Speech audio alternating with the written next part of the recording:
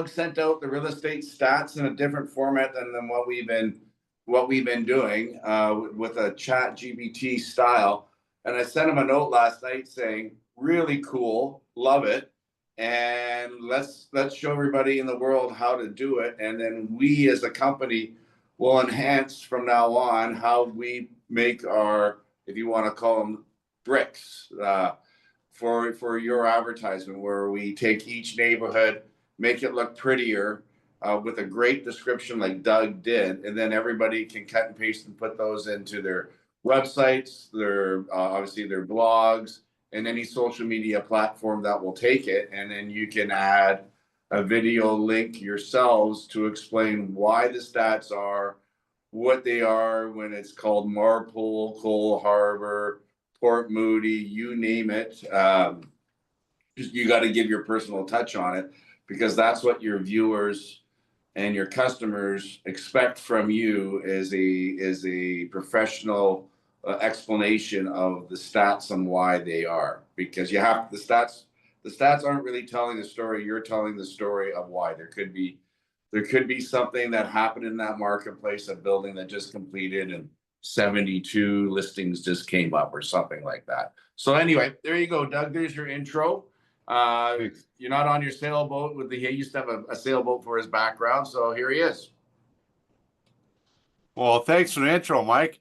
My goodness, eh?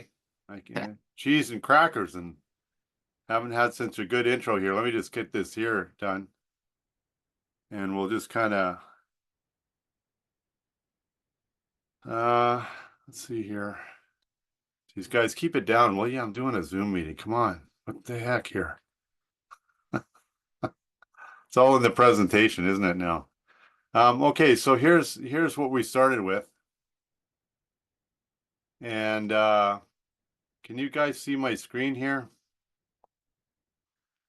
I don't know what you can see. So Mike's been on me quite a bit and wants to refine this and do something with it to make it a little more exciting. And I'm like, I've been, geez, Mike, I don't know what I can do with this. These are the stats that come out from the board, and it is what it is. And basically what they're saying on a trended basis, and I'm looking for the trends here. That's what we kind of all are, I guess. Signs are emerging, and sales activity is rounding the corner after a challenging first half of the year, with year-over-year decline in sales in June having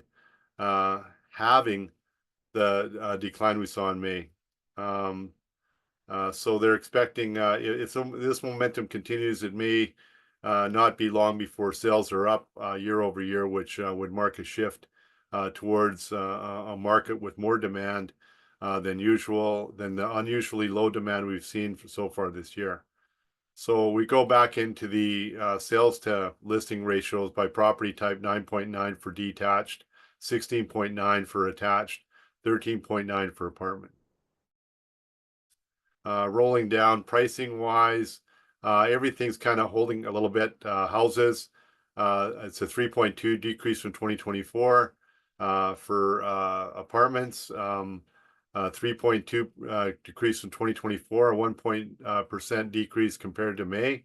So that's dropping. Benchmark for townhouses is a 3% decrease from June 2024, 0.3 from decrease from May. Going down, you can get right into the numbers here and break it down to areas. And we got all the stats there for the different North Van, East Van. And well, I thought about that and what Mike said, and I thought, well, that is pretty boring. So what I was doing is I was doing the stats for head office, and every year head office asked me to do all the price per square foot for the different areas that they have, and I guess they do their own little promo, and they push that out there to the public, and whatever they're doing, I don't know. That's head office. They just want the stats from me. So what I do for that gal is I go online and I pull the stats, price per square foot on the detached houses for the different areas that they want. They want North Van, they want West Van, they want downtown, and so on and so forth.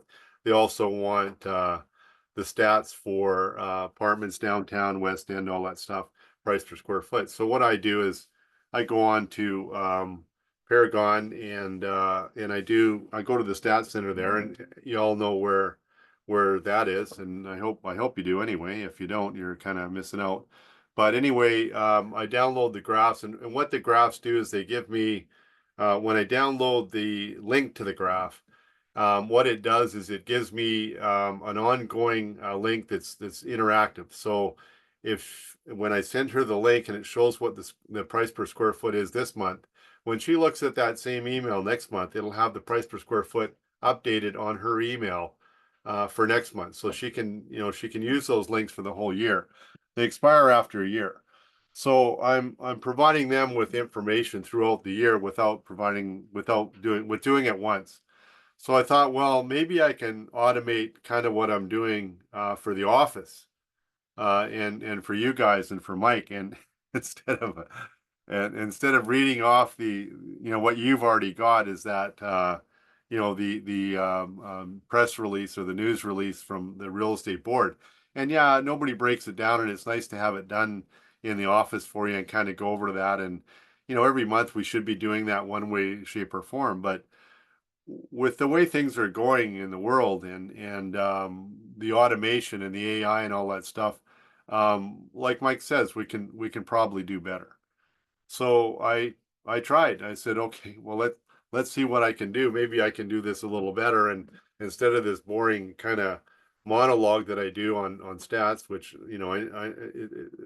there's no other way to do it that I can figure. Stats are stats. They're not. You can't make them sexy at all. It's just they are what they are, and you just got to know them as a realtor. I mean, you really do, and it's just painful, but we all got to do it. And the thing is that how do we impart that information to our client? That's the changeover. So we all know how to read stats, or we should, and how to interpret them, and everybody out there gets the same information. So if you go online and you search stats, it'll come up probably with the real estate board stats, and they'll send you a copy of what I just showed you, and that's the press release out there. So that's what's being pushed out. So I thought, well, let's see what AI can do with this thing. If I give them all that information, maybe they can break that down and do something a little different. So I did. I gave it to AI, and is this the one? That's not the one. Don't. Where's my?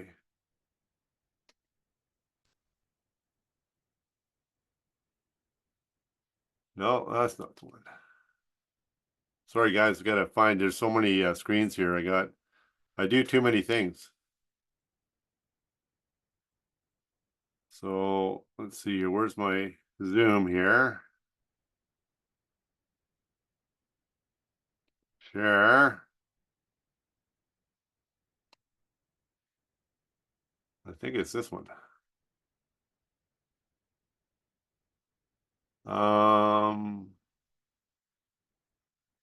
Can you guys see the hottest selling area? Is that the one you guys are seeing now? Okay, let me make that bigger. Can you still see it now? So this is the email I sent to you guys, and what I did with this is that in my workings with ChatGPT, the things that I find is that you have to be very succinct, and your questions have to be very specific, and they have to be very detailed.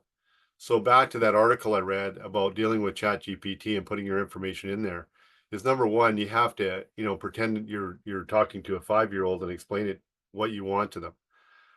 The thing that I'm more concerned with as a managing broker is the integrity of the information that I'm providing. So I want to make sure that anything that I put out there is verifiable. And Mike asked me that, and he says, "Is this all verifiable?" Because we don't want just garbage out there. Because ChatGPT, they were talking to that guy that runs the I can't remember the new one, AI or whatever, and he says, "Well, you got to be careful because AI hallucinates." And I thought that was quite funny. I guess it, and he's the top guy over at AI, whatever, the Microsoft one, and they're trying to buy him for $1 billion, and Musk is trying to buy him, and he's running the AI there, and he says it hallucinates. So that to me, is kind of weird, and I don't know the ins and outs of that. So I thought, well, I don't want to be looking like I'm hallucinating and sending this out to you guys. So what I did is I made very specific parameters, and I uploaded the press release from the real estate board, and I noted BCREA, all of the different publications that we deal with that are verifiable, in order to ask the question I asked. And ultimately, this is what it came up with. Now, I cleaned it up a little bit and I asked more questions and I did this. So basically, it went from that press release that you saw there that I just read, which was very quite boring, to hottest selling areas based on strong sales and activity demand. Port Coquitlam townhouses, benchmark price 949, sales to listing ratio 55%, extremely hot. Attached home sale prices mostly stable year over year, minus 0.1%. Solid suburban growth, excellent values for space. Pardon me. Squamish. I like this one. If I can make it through this.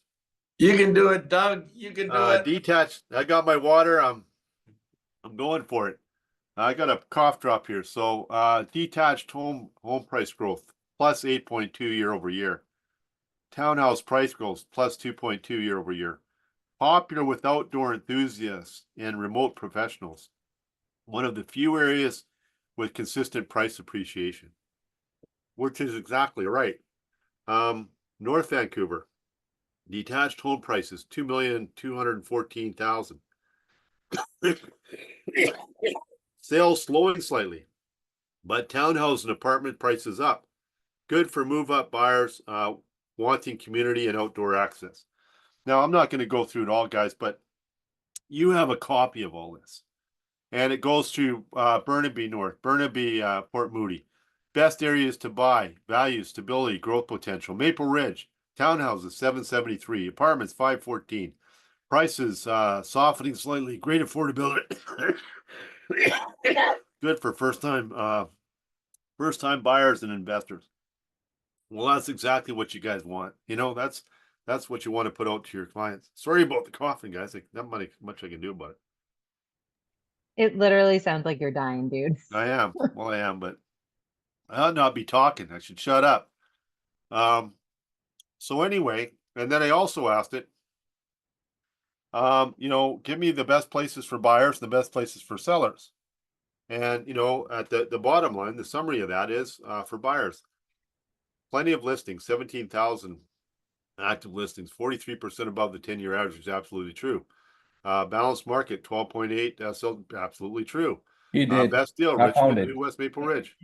Absolutely true. Interest rates 2% lower than last year. Absolutely true. For sellers, high competition, need to price right for attractive interest to attract interest. That's absolutely true. Detached homes have a lower demand, 9.9. Sales to active ratio. Townhomes are holding value better, 16.9% sales to active. Hot pockets. For Coquitlam, North Van, Squamish still selling fast. That's exactly what I wanted to say. And that's what I want to say. And that's kind of how I want to say it. So I just copied and pasted that, put it on an email and sent it to everybody. So that took me all of Mike was asking me how long it took. And of course it took me to Mike, it took me all weekend and Monday and most of this morning to do it up at 6 o'clock. In actual fact, it took me 5 minutes to do it. I was doing the stats for head office anyway, so I thought I might as well just dig a little deeper here, push a few buttons, ask a few questions, and see what the silly thing pops up with, and that's what it came up with. And Mike's not the only one that commented on that. Some of you realtors did as well. So thank you for that. Well, I'll give you a break from talking, Doug. Doug and I have the same cough. It's been 2 months, but anyway, it's not contagious, but it sucks. But I really and I think Foster could add some stuff to this as well. I really liked how that email came from Doug, and all I said to Doug was, as long as the stats are true and then can be verified with some sort of footnote of where they came from, then you won't get in trouble. You won't get some crazy eyes on you. And then I said, when we can get that to my staff, then Angeli and team can make it even prettier by putting graphics in there of what Kitsilano looks like, what Port Moody looks like, or Marple, or whatever type of little Caulfield, what little micro neighborhoods are, because that's what's going to attract the attention from the viewers to read something with a picture or a video than something with just simple text. Well, That's Mike, that's ending. I stalled the whole internet. The whole internet went down last night because what I did is I asked ChatGPT, well, why don't you make me a little Instagram thing? And I tell you, I said, animate it, do whatever you want. I came up with some stuff for other guys that were doing. I said, no. I want my own content based on what I asked you. And I want you to build me, this thing.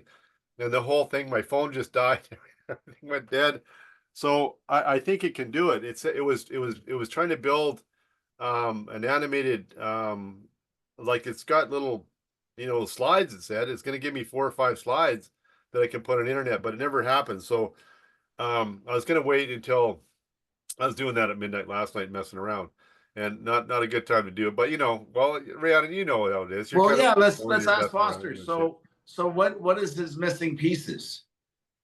Well, I can tell you there's a couple of holes in his head that Okay, we can't fine. plug. Yeah, but No. you gotta make sure you're dumbing it down, right? Yeah, no, 100%. So I would say that at the very outset, the very first thing is the customization of your own voice, or in a voice that you would like it to actually convey. Because right now that piece that you did, it looks like ChatGPT, it sounds like ChatGPT, and it doesn't sound like you, right? So there's identifiable markers in all of ChatGPT writing that are pretty easily figured out to know if somebody has used the program for it. So that would be the first thing, is to customize it and to create a custom GPT, which is like its own little thing that only does one specific task. So if you just want it to do one specific task, which is every single month when you upload, 4 sets of data specific to the real estate board data, SnapStats, and a couple of other things, you give it set parameters around how you want the data to be extrapolated, the information you want it to both take in and to expel. So most specifically, you'd want to be saying something like, how does X, Y, and Z affect buyers and sellers? Or take the data for the last 3 months and talk about the market trends specific to buyers and sellers. And once you start to actually accumulate the data in ChatGPT, it becomes a much more robust program. Because like right now, you just use the one data set, right? Which was for one month. But if you upload into ChatGPT all of the data that, say, the real estate board has going back for the last year, maybe 2 years, depending, plus all of the SnapStats for the last 2 years, it becomes a very much more robust set of data that it can talk to and about, and it just changes everything, right? So like I train people on this. So when I see places for improvement, it's like all the way at the very beginning with the information you're putting in, because like you were saying, Doug, it's garbage in, garbage out for everything when it comes to AI systems. And the better information you give it and the more knowledge, even better. So like for my ChatGPT, I uploaded every single video I had ever created. So it knew exactly how to talk like me, what my cadence was, the verbs and the words that I prefer to use, or even if I shouldn't, right? So certain things That'd be my problem, Rhiannon. It'd be swearing and this and that and that and this and It'd be swearing and coughing. that's right. Mine, yeah, it wouldn't be good at all. Yeah, I think I'll leave mine, it with they got. Let's just say that mine is extraordinarily spicy when I talk to it. Right? So, and it's getting it to that point where it's actually sounding more like you, or more like you want it to. Like those are the big ticket pieces for ChatGPT, right? And that's just the And then basic stuff. and then we can, that could be another topic for us. But I think the point was, we did our stats the way that we did it, and which are better than what most realtors are doing. And then Doug added a flair to it, which is way better than a majority of realtors are doing.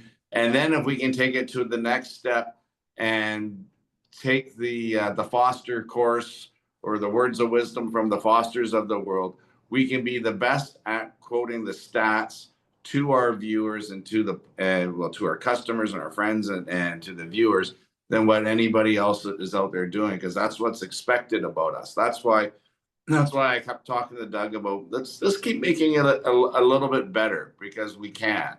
Yeah, 100%. And I would say that whatever you put out is great, but put that out for Century 21. And then the pieces that people can take away into their business, they can take all that information, but redo it for themselves. So it doesn't sound like the brand. Yeah, no, right? that's the whole Like, idea, Rana, is to get something yeah. out there for them to start with. It's a starting point for them.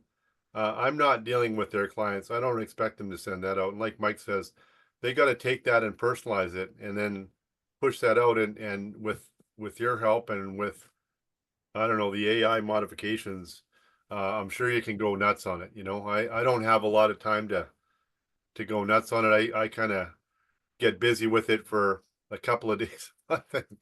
Try and find out what I can. I'm using ChatGPT for more technical stuff. That I'm downloading all of the Real Estate Act and all that other stuff in there, which is a different thing, and that has to be, um, um, it all has to be exactly accurate, because the information as a managing broker I deal with, the answers that you guys want from me have to be exact. So I'm very particular about what I allowed ChatGPT to do and not to do, and I've had arguments with it. I Have said to it, you toggled it so that your information is not public on no, I your don't custom think I've gone settings? that far. But Okay, we should I'm probably not too probably worried do about that for it you being public today. or not public. Just in case, right? If you ask it a question and it might have to do with something sensitive in the brokerage, even accidentally, it's probably a good idea. Yeah, I've I toggled never mine get off. specifics. Let me tell so you, it's always general. that's a side comment on that, or offline one. One of the other keynotes that Doug said is, or what we've been saying, is you have to verify the data. And another point, a little bit off topic, is with all the awards that you guys win and accumulate, whether they're Century 21 awards or Vancouver Real Estate Board awards, you can't just say you're a medallion realtor. You have to give the years in which you achieved it. And if you say that you're top 1% in the Vancouver market, you got to verify it. If you say that you're a Grand Centurion realtor in Century 21, which is top 1%, you have to verify it and just say per Century 21's award criteria, because BCFSA is looking for that, and rightly so, because you could have a realtor that hit medallion once in a 20-year career and just calls himself a medallion realtor. And that's kind of misleading, right? So I get what they're doing. You just got to be careful. If you have some accolades and you want to promote them, then just put the year and who gave you that accreditation. Does that make sense? Does anybody else have any questions regarding the stats that Doug did and how to get to that first level? Does anybody have any comments about that? I know, Amir, you've been celebrating your birthday for about a week now, so I don't know if you even got your, I don't even know if you even got your, you don't even have your hat on, man. Come on. A week. Oh, It was way longer than that. Oh my God. Happy birthday, my friend. Pinata? Thank you, folks. No, it's just a lot of surprises. I didn't plan anything, so it was a lot of fun. That was good. Was it a big number? 5-0. Wow. Wow. Welcome to the club. You don't look 5-0 to me, by. Thank you. You guys are very kind and biased, but thank you. Appreciate that. Happy birthday. So anyway, stay on the topic. Does anybody have anything regarding stats and chat GPT that you want to add before we carry on a little bit? No? And Foster, I'm going to take you up on the next level the steps. But this is how my friend Brian Rushton used to say, we got to eat the elephant one bite at a time. So, and we were all 9-year-olds learning some new stuff. So we got to get it up to the level. And speaking of getting it up to the next level, we've got our friend Cameron Van Cleve from Century 21 Creekside, good friend of mine, who's coming into the office next Monday to talk about listing presentations. So on Monday? Monday. Oh. You can make it. So he's talking about how to secure every listing presentation that you go into. And I say you get the listings that you want, but Cameron's been doing this for quite a long time. He's got some great ideas, and he's willing to share his listing presentation with us. We'll take the presentation, we'll upload it to the Century 21 Moxie so everybody can have a copy of it. But it's his theory and his technique about how he goes in, which I would be understanding is how he prepares for the presentation, how he practices his presentation. What is his presentation and how does he do it? Is it paper? Is it computer? Is it a mixture of both? And at the end of the day, how does he ask for the trust of the customer to give him and his brokerage the listing? So I'm looking forward to that. That's Monday at 10 a.m. We sent out a teaser on WhatsApp to tell you guys, and all this week we're going to be hitting it. And I just need you to reply to Anna if you can make it, because Heather and I will bring in drinks and snacks and stuff like that for everybody that's here. And we'll also. What time is that, Mike? Pardon? What time? 10 on Monday. And then that will pass us and we won't do a Tuesday Zoom. I'm excited about that. And nice to have good friends like Cameron that when they're kicking around and they want to share some time, they'll do that. And that's what Mike, just on that point there, we can offer that as a PDB credit as well. Yeah. All right. Put that on the on your emails and stuff, and we'll because it's not part of the sales meeting. It can be a PDP credit course. Great idea, Doug. Thank you. Yeah. So, and that's what I love about the system. I got these guys coast to coast that share information. So take advantage of it, everybody. And if you can, and credits, that means if you're online or in person, you get a credit. Yeah. Okay. Gotcha. And that means on for the whole thing. You got to have your camera on though. Yes, that's all right. You got to put your hand up for bathroom breaks. Part of the rule. And the other thing, I've been listening in the office and talking to a lot of the realtors out there, and yeah, the market's crazy. It's not where we want it to be. There's lots of information out there and people poo-pooing this and that, but we all got to keep our heads on our shoulders. We all got to keep calm. We can't force our customers into anything. You just got to give them your best advice on, this is what I think you should write an offer on. This is what I think we should look at the listing offer that you have. But it's all about the customer. It's not about you chasing your own commission. And if you treat it that way, you'll get raving fans all day long. And this market I'm looking at, there's some really, really good deals out there right now. And so start shopping for those deals, and you will know people that have the ability to pull the trigger. If you can find them something that or have some intel on something that there could be a good acceptance offer at this price because you know it needs to sell. But look for the deals because they're out there, and even post them if you want. But don't give all the details. I know of a listing in Port Moody, corner lot, that's beautiful, and I think it's at a great price. If you want information, give me a call, and I'll let you know. Those are the teasers that you need to be out there for. Sorry, those are the teasers you need to be doing because we have the time to do that. My last note is I've never lawn bowled in my life. And we're lawn bowling. And so Anna's going to send out the invite to the lawn bowling. Anna, are you there? What's the date of our lawn bowling at Dunbar Lawn Bowling Club? August 7th, 4 p.m. to 7 p.m. All right, so it is a beautiful facility. I was with my cousin a while back walking the dogs, and it's perfect. It's got a big barbecue entertainment area, beautiful lawn bowling courts. They're going to give us some lessons. We'll have a dress code. I think lawn bowling's white, if I'm not mistaken. And so I've never done it. I didn't even know the lawn bowling ball is oval, not round. So anyway, I'm learning, but I'd really like to get a good turnout to that, because we've done golf tournaments in the past, and those are great, but it's always just the 4 people going around. But when you have a lawn bowling, you can have 100 people on the court, and everybody, it's a real big social mixer. We'll do a barbecue and have some snacks and beverages and all that. So it's going to be a great day. Fingers crossed for the weather, because it's always weather permitting. Has anybody lawn bowled before? Oh, good. Yeah, so we'll put some money on the table then. So we got no ringers, so we'll have to figure out who's going to be the championship team and how we're going to design those teams. Any